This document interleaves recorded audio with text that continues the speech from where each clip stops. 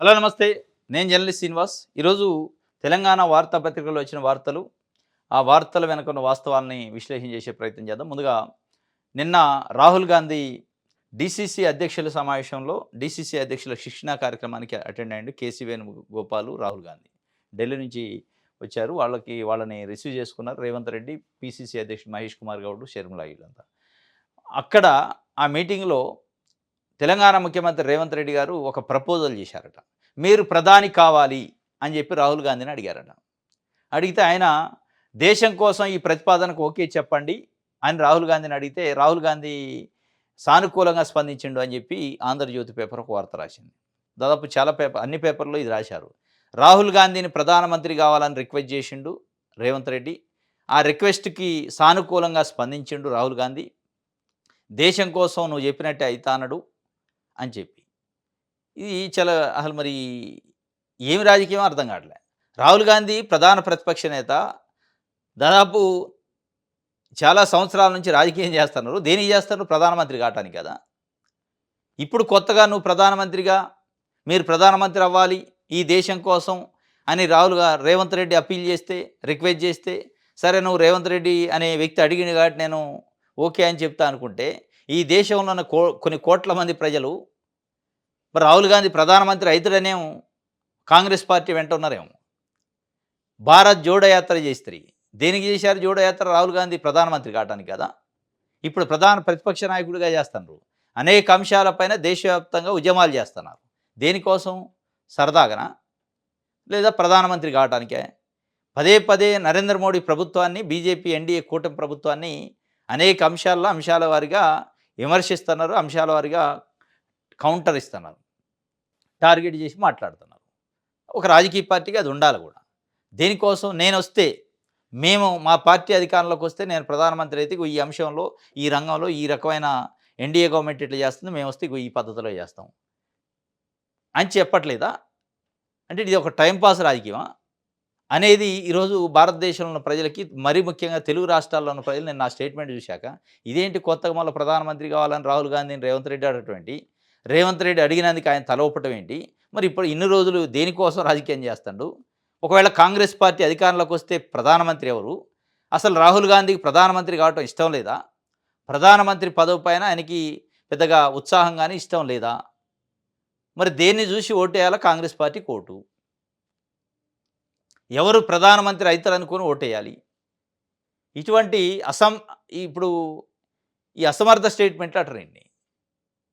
ఈ టైంలో రాహుల్ గాంధీ కోసం దేశమంతా ఒక యాంటీ బీజేపీ, యాంటీ ఎన్డీఏ కూటమికి వ్యతిరేకంగా ఉన్న ప్రజలు రాహుల్ గాంధీ ప్రధానమంత్రి కావాలని ఒకవేళ కోరుకుంటే, మీరిప్పుడు లేదు లేదు ఇప్పుడు కావాలని నేను అడుగుతున్నా, ఆయన అడిగితే నేను స్పందించినట్టు అసలు అయితదా కాడా? రాహుల్ గాంధీకి ఇష్టం ఉందా లేదా ఈ దేశాన్ని ఏలటానికి, ఈ దేశం కోసం పనిచేయటానికి? కేవలం టైం పాస్ రాజకీయాలు చేస్తాడా? ఏంటి స్టేట్మెంట్లు అనేది కాంగ్రెస్ పార్టీ కార్యకర్తలు కూడా అనుమానం వస్తుంది. ఇప్పుడొచ్చి ట్రైనింగ్ ప్రోగ్రాంలో మీరు ప్రధానమంత్రి కావాలి. రేవంత్ రెడ్డి గారు అనాల్సిందేంటి? రాహుల్ గాంధీ ప్రధానమంత్రి అయ్యే వరకు మేము ఉద్యమం చేస్తూనే ఉంటాం, కష్టపడుతూనే ఉంటాం అనాల. డాక్టర్ వైఎస్ రాజశేఖర రెడ్డి ముఖ్యమంత్రిగా ఉన్నప్పుడు అట్లే అనేది. కాంగ్రెస్ పార్టీ కార్యకర్తగా అదే అనాలి తప్ప ఈ దేశం కోసం నా అప్పీలు మీరుండాలి అంటే, వేరే వాళ్ళు ఎవరైనా పోటీ ఉన్నారా రాహుల్ గాంధీకి? లేదంటే అసలు ఆయన కావటం ఆయనకి ఇష్టం లేదా ప్రధాని చేయటం అనేది ఒక చర్చ అయితే వస్తుంది రాహుల్ గాంధీ మాటల తర్వాత.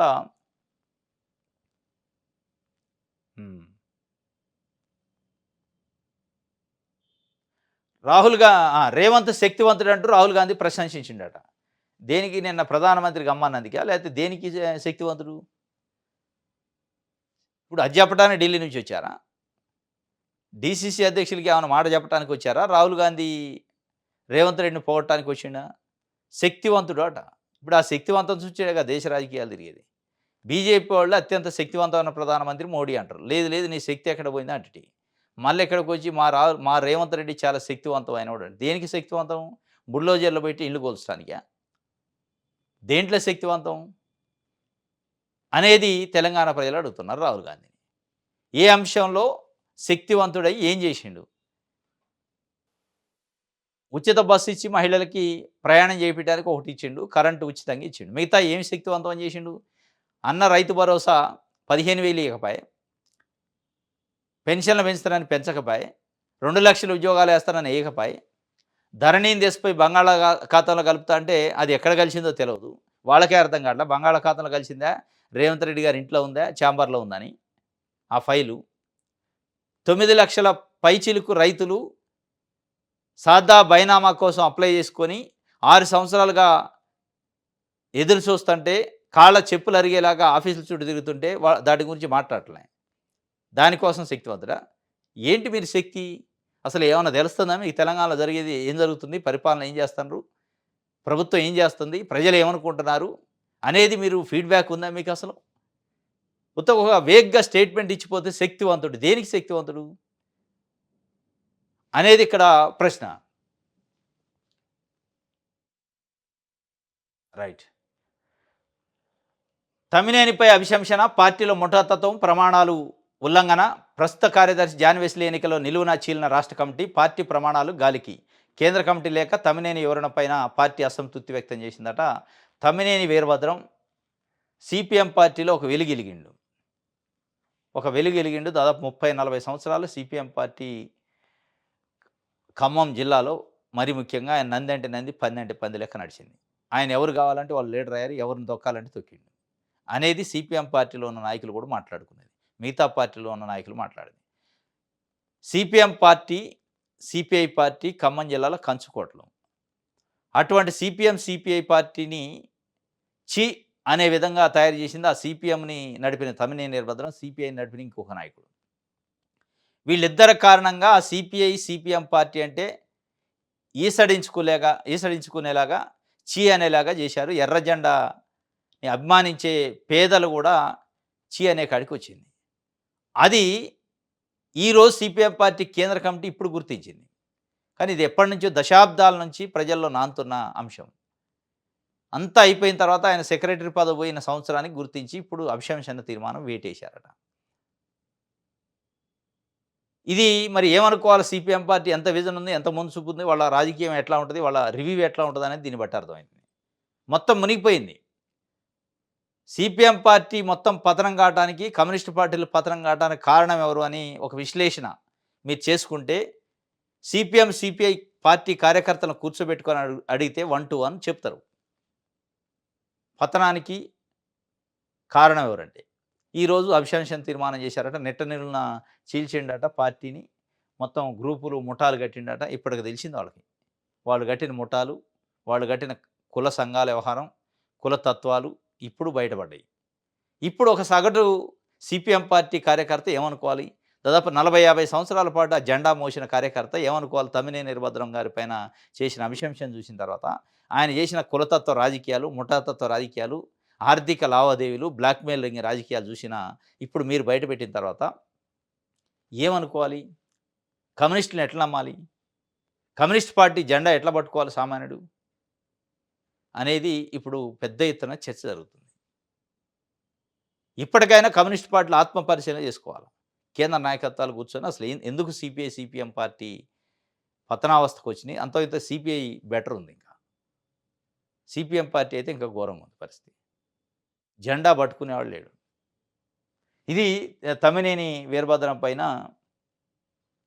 వేటు అని చెప్పి ఒక వార్తని ఇచ్చింది ఆంధ్రజ్యోతి.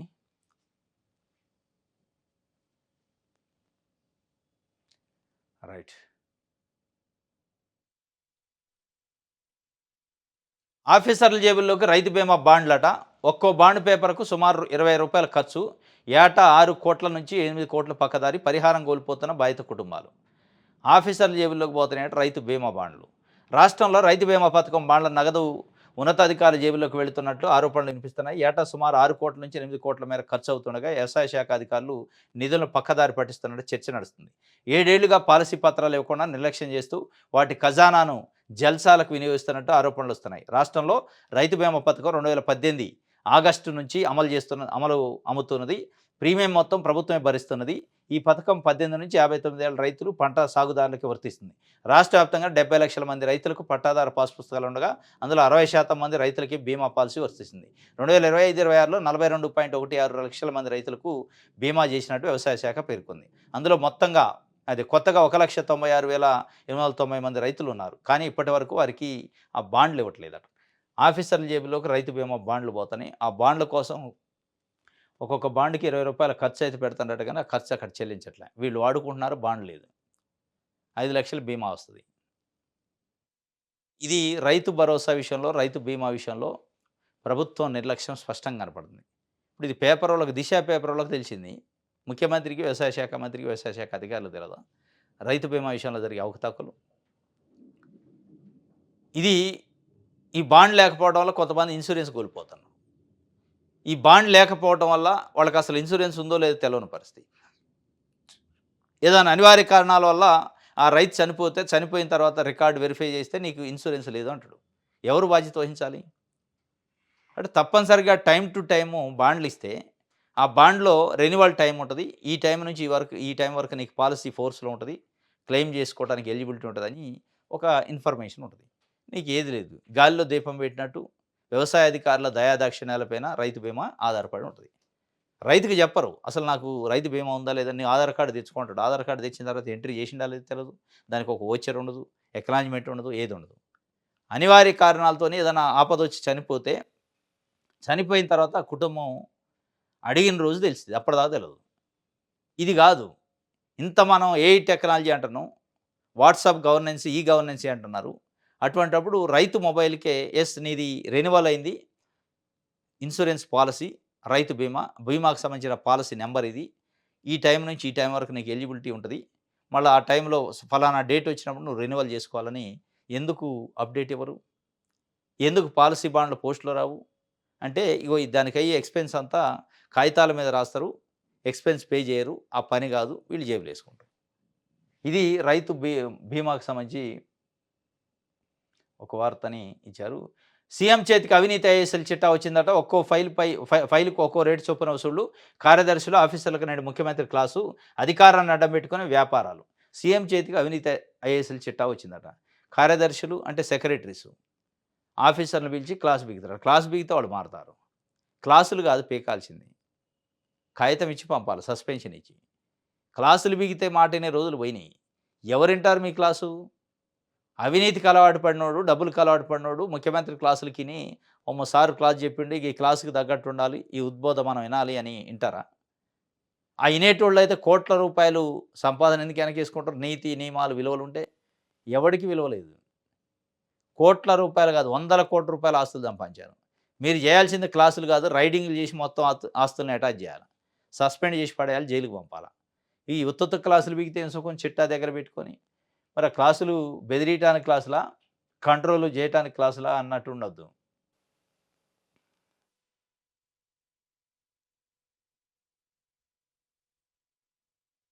రైట్.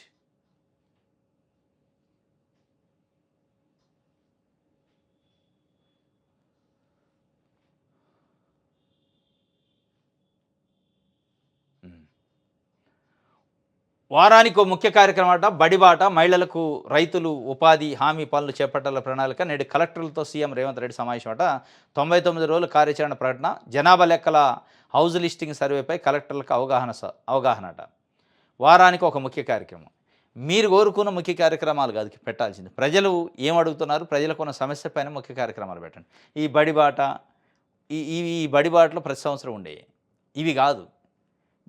బడిబాట అనే కార్యక్రమం పెడితే కాదా, బడికి కావాల్సిన వస్తువులు, ఆ బడిలో చదువు చెప్తున్న టీచర్ల పిల్లలు అందులో చదివేటట్టు చేయండి ఫస్ట్. ఇవి కాదు గానీ, ప్రజలు కోరుకుంటున్న అనేక అంశాలున్నాయి. ప్రజలు కాళ్ళ చెప్పులు అరిగేలాగా ఎంఆర్ఓ ఆఫీస్ చుట్టూ తిరుగుతున్నారు రైతు భరోసా కోసం. రైతు అవి సాదా బైనామా అప్లికేషన్‌లు రిజల్యూషన్ కోసం, సొల్యూషన్ కోసం రైతు సదస్సు పేరు పెట్టి ఒక కార్యక్రమం పెట్టి లక్షల అప్లికేషన్‌లు తీసుకొని వాటి గురించి అడుగుతున్నారు.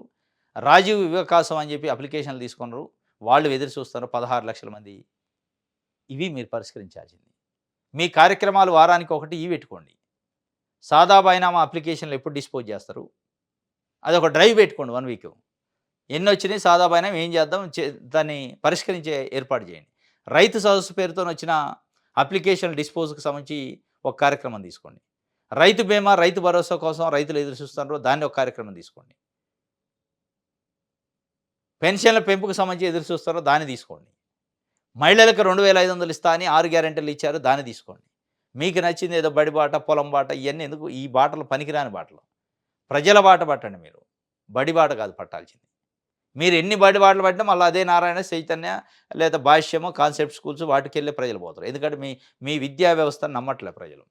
నమ్మే విధంగా చేయరు. మీరేదో జూన్ రాగానే బడి బాట పెడతారు. ఫ్లెక్సీలేస్తారు. మా మా స్కూల్‌లో జాయిన్ కండి అని టీచర్లు అడుగుతా ఉంటారు. ఆ జాయిన్ కండి అని అడిగే టీచర్లే వాళ్ళ పిల్లల్ని అందులో చదివించరు. ఎందుకు జాయిన్ కావాలని ప్రజలు అడుగుతారు. ఇదంతా ఒక కథ ఉంది.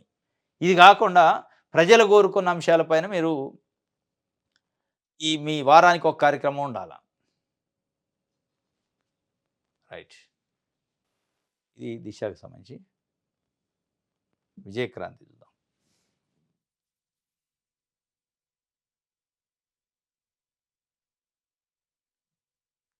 రైట్. కోచింగ్‌పై వేటట. జేఈఈ, నీట్ కోచింగ్ కేంద్రాల నియంత్రణ తప్పనిసరి. బడ్జెట్‌లో విద్యకు 18% కేటాయించాల్సిందే. కొత్త రెసిడెన్షియల్ విద్యా సంస్థలకు ఏర్పాటు చేయొద్దు. యూజీ, పీజీల ఉత్తీర్ణత శాతం 50కి పెంచాలి. ప్రభుత్వ టీచర్ల జీతాలు తగ్గించాలి. పదోన్నతుల ఆటోమేటిక్‌గా ఇవ్వొద్దు. జాతీయ నేతల విగ్రహాలు స్కూల్లో పెట్టొద్దు. తెలంగాణ విద్యా కమిషన్ సిఫార్సులను తప్పుబడుతున్న టీచర్ల సంఘాలు. కోచింగ్‌లపై వేటు. తప్పేముంది? తప్పుబట్టాల్సిందే ఉంది. టీచర్లకి ఏం సంబంధం? ఇక టీచర్ల జీతాలు తగ్గించాలన్నారట. తప్పు లేదు కదా! టీచర్ల జీతాలు తగ్గించాలో, టీచర్లకు పని చేయాలని చెప్తే తప్ప. ఎందుకు తగ్గించకూడదు? ఒకటి సమాధానం చెప్పండి టీచర్లు.